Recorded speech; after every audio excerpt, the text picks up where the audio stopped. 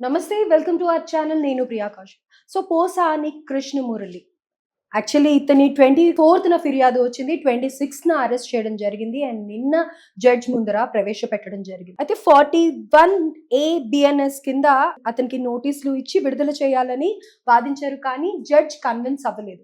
So, Posani Krishna Murali చేసిన తప్పులు ఏంటి అని అంటే గనక 3 ఇయర్స్ బ్యాక్ అతను మీడియా ముందరికొచ్చి మాట్లాడిన విధానానికే ఇప్పుడు అనుభవిస్తున్నారు అని చెప్పుకోవచ్చు. అసలు ఇన్ఫాక్ట్ ఇతని అరెస్ట్ కి తెలుగు రాష్ట్ర ప్రజలే కాకుండా యావత్ ప్రపంచంలో ఉన్న తెలుగు ప్రజలందరూ కూడా ఎంతో హర్షం వ్యక్తం చేస్తున్నారు. అయితే ఇదే విషయంగా డిస్కస్ చేద్దాం. ప్రస్తుతం మనతో పాటు హైకోర్టు అడ్వకేట్ నరేష్ సుంకర్ గారు ఉన్నారు. హలో సార్, నమస్తే. నమస్తే అండి. సార్, సో పోసాని కృష్ణమురళి ఇతని కేసులో కూడా అంతే అనుకోవచ్చు. ఇన్ఫాక్ట్ ఇది జరిగి ఆల్మోస్ట్ 2 to 3 ఇయర్స్ అయింది. అయితే ప్రముఖ నటుల భార్యల్ని కానీ లేకపోతే పెద్ద పెద్ద వాళ్ళని కానీ ఆడవాళ్ళని కానీ అబ్యూజివ్ లాంగ్వేజ్ యూజ్ చేసి మాట్లాడకూడని పదాలు ఉపయోగించి మాట్లాడి అభ్యంతకరంగా వ్యవహరించారు అనేసి ఇతని మీద కేసు. అయితే ఈ 41A ఏంటి అసలు దీని గురించి తెలియజేస్తూ అతనికి శిక్ష ఎన్ని రోజులు పడుతుంది అని అంటారు, ఏంటి అనే వివరాలు కూడా తెలియజేయండి. 24/2/2025 రోజు ఓబులవారిపల్లి పోలీస్ స్టేషన్లో అన్నమయ్య డిస్టిక్ కంప్లైంట్ అనేది రిజిస్టర్ అయ్యడం జరిగింది. సో ఆన్లైన్లో ఫిర్యాదుదారు ఇచ్చిన సారాంశం ఏంటి అంటే కనుక ఆన్లైన్లో ఆమె చూస్తూ ఉండంగా పోసాని కృష్ణమురళి గారు చంద్రబాబు నాయుడు గారి మీద కానీ, పవన్ కళ్యాణ్ గారి మీద కానీ, నారా లోకేష్ గారి మీద కానీ, మిగిలిన వ్యక్తులు ఎవరి మీద ఉన్నారో చాలా దుర్భాషలు వాడుతూ ఇక విచక్షణ మర్చిపోయి ఏం మాట్లాడుతున్నారో సభ్య సమాజంలో మాట్లాడని కూడని మాటలు కుటుంబం మీద, కుటుంబంలోని వ్యక్తుల మీద, వాళ్ళ యొక్క ఇంట్లో ఉన్న మహిళల మీద మాట్లాడారు అని చెప్పి కంప్లైంట్, పిల్లల మీద కూడా మాట్లాడారు అని చెప్పని కంప్లైంట్ ఇవ్వడం జరిగింది. దాన్ని బేస్ చేసుకొని ఎఫ్ఐఆర్ అనేది రిజిస్టర్ చేయడం జరిగింది ఒక 5 సెక్షన్స్ ప్రకారం. అయితే నిన్న ఆయన్ని రిమాండ్ చేసినప్పుడు రిమాండ్ అనేది పంపించకూడదు. రిమాండ్ అంటే ఏంటంటే పోలీసులు అరెస్ట్ చేసిన తర్వాత 24 గంటల లోపు సంబంధించిన మెజిస్ట్రేట్ వారి ముందు ఆ యొక్క నిందితుడిని ప్రవేశపెట్టాలి. ప్రవేశపెట్టినప్పుడు ఆ కంప్లైంట్ సారాంశం ఏంటి, దానికి సంబంధించి ఉన్న సెక్షన్స్ ఏంటి, ఆ సెక్షన్స్ 7 సంవత్సరాలకి మించి శిక్ష పడే అవకాశం ఉన్న సెక్షన్సా, లేదు అంటే కనుక 7 సంవత్సరాల లోపు శిక్ష పడే అవకాశం ఉన్న సెక్షన్సా అని మెజిస్ట్రేట్ వారు పరిశీలించిన తర్వాత అవన్నీ సరిగ్గా ఉంటే రిమాండ్ అనేది పంపించడం జరుగుతుంది. అంటే 14 రోజులు జైలుకి పంపించడం జరుగుతుంది. దాన్ని జ్యుడిషియల్ రిమాండ్ అని అంటారు. సో న్యాయవాదులు ఏం వాదిస్తారు అని అంటే ఇచ్చిన ఫిర్యాదు పెట్టిన సెక్షన్స్ మ్యాచ్ అవ్వట్లేదు. సో ఫిర్యాదులో ఉన్న సారాంశం ప్రకారము పెట్టే సెక్షన్స్ 7 సంవత్సరాల లోపు శిక్ష పడే అవకాశం ఉన్న సెక్షన్స్ పెట్టాలి. కానీ కావాలని జైలుకి పంపించడానికి ఈ యొక్క రాంగ్ సెక్షన్స్ పెట్టారు అని చెప్పని, కాబట్టి ఈ యొక్క రిమాండ్ని రిజెక్ట్ చేయాలి అని చెప్పని ఆ యొక్క న్యాయవాదులు కోరటం జరిగింది. కానీ ఆ యొక్క కోరికని సంబంధించిన మెజిస్ట్రేట్ వారు పరిగణలోకి తీసుకోకుండా పోలీసు వాళ్ళ యొక్క వాదనతో ఏకీభవించి ఆయన్ని జ్యుడిషియల్ రిమాండ్కి అనేది పంపించడం జరిగింది 14 రోజులు. ఇకపోతే ఆయన మీద నాట్ ఓన్లీ ఈ పోలీస్ స్టేషన్ అంటే మిగిలిన సిఐడికి సంబంధించి కూడా ఇంకొక కేసు అనేది రిజిస్టర్ అవ్వడం జరిగింది దీనికి సంబంధించి. సో ఒక 2-3 కేసులు అనేవి రిజిస్టర్ అవ్వడం జరిగింది. సో ఈ యొక్క కేసుల యొక్క సారాంశం మనం చూసుకున్నట్లయితే కనుక బిఎన్ఎస్లో ఉన్న మ్యాక్సిమం సెక్షన్స్ ఈయన మీద ఉన్నాయి. సో ఎటువంటి శిక్షలు పడతాయి అని అంటే కనుక జీవితకాలపు శిక్ష పడే అవకాశాలు ఉన్న సెక్షన్స్ ఉన్నాయి అన్ఆర్గనైజ్డ్ క్రైమ్కి సంబంధించి.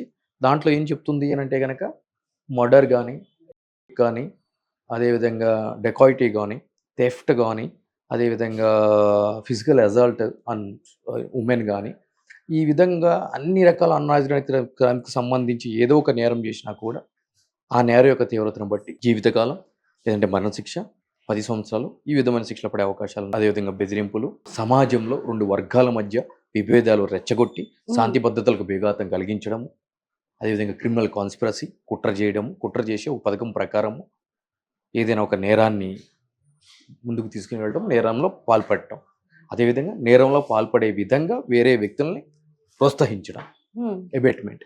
సో ఇటువంటి సెక్షన్స్ అన్నీ కూడా పెట్టడం జరిగింది.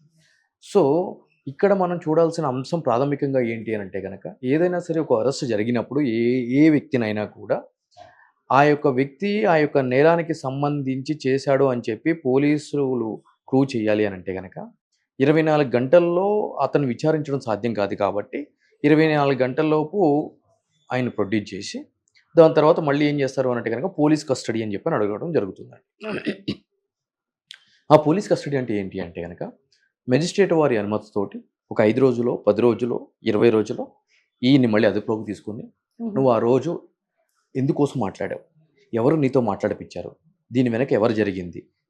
మాట్లాడినందుకు నీకేమైనా కూడా ఫైనాన్షియల్ ట్రాన్సాక్షన్ జరిగినాయా? సో, సమాజంలో ఏదైనా ఒక విధ్వంసకరమైన ఘటన చేయడానికి వ్యక్తుల్ని ప్రోత్సహించడం గానీ, లేదు అనంటే గనక అటువంటి వ్యక్తులతో కలిసి ఆ నేరంలో పాల్పడటం గానీ, ఇటువంటి నేరాలు చేసినందుకు గాను ఈ ఆర్గనైజ్డ్ క్రైమ్స్‌లో దాని యొక్క తీవ్రతను బట్టి, అతని యొక్క పాత్రను బట్టి ఈ యొక్క సెక్షన్స్‌లో అదేవిధంగా శిక్ష అనేది అక్కడ నిర్వహించడం జరిగింది.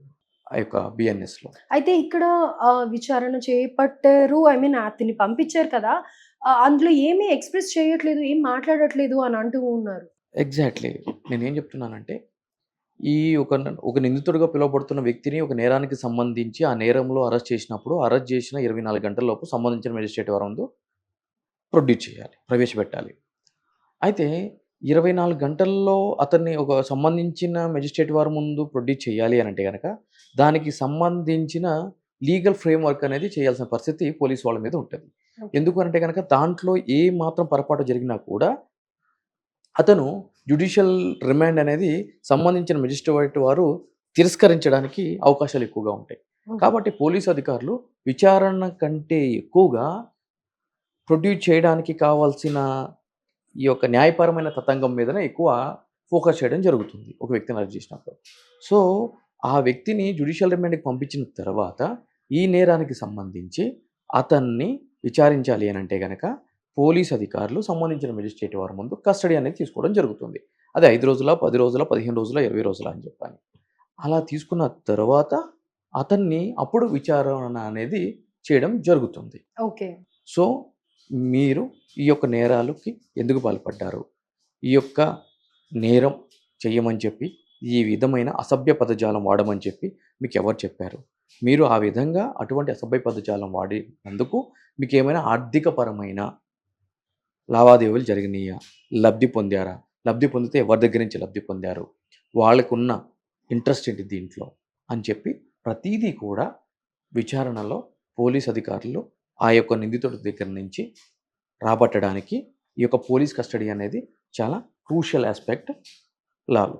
ఓకే. సో, ఆ యొక్క విచారణను బేస్ చేసుకొని ఇతను ఒకవేళ ఆ విధంగా ఎవరి దగ్గరైనా లబ్ధి పొంది ఈ విధంగా చేసినట్లయితే కనుక ఆ యొక్క ఏ బ్యాంక్ అకౌంట్స్ నుంచి వచ్చినాయి, ఆ అకౌంట్స్ ఎవరయ్యి, సో, ఆ అమౌంట్ తోటి ఏం చేశాడు, ఇవన్నీ కూడా సీజ్ చేయడము, వాటిల్ని సంబంధించిన కోర్ట్ నుంచి పర్మిషన్ తీసుకొని ఆ యొక్క వ్యక్తులను కూడా విచారించడము, ఇవంతా కూడా ప్రొసీజర్ అనేది జరుగుతూ ఉంటుంది. కాబట్టి పోసాని కృష్ణమురళి గారికి సంబంధించి ఇప్పుడే ఏమీ కాలేదు. ఇప్పుడే మొదలయ్యింది.